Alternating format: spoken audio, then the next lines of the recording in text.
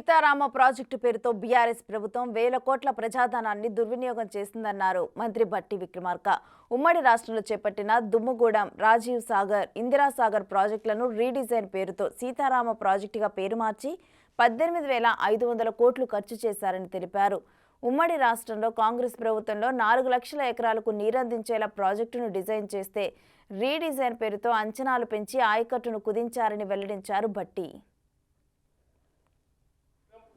Rajiv Sagar project cost EPC contract కింద తీసుకున్నటువంటి project Dummugudem Rajiv Sagar project cost 1,681 కోట్లు టోటల్ కాస్ట్.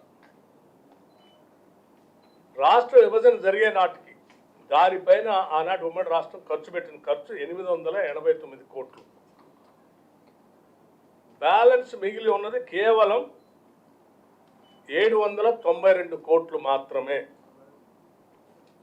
ఇది రాజీవ్ సాగర్ దుమ్ముగూడెం సంబంధించి.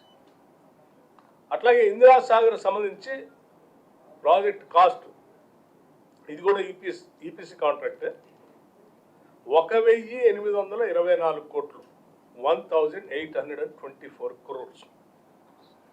అప్పటికి ఖర్చు పెట్టింది 1,064 కోట్లు ఖర్చు పెట్టారు. 1,064 కోట్లు ఖర్చు పెట్టారు. బ్యాలెన్స్ అమౌంట్ ఓన్లీ 760 కోట్లు మాత్రమే. అంటే టోటల్గా ఈ రెండు ప్రాజెక్టుల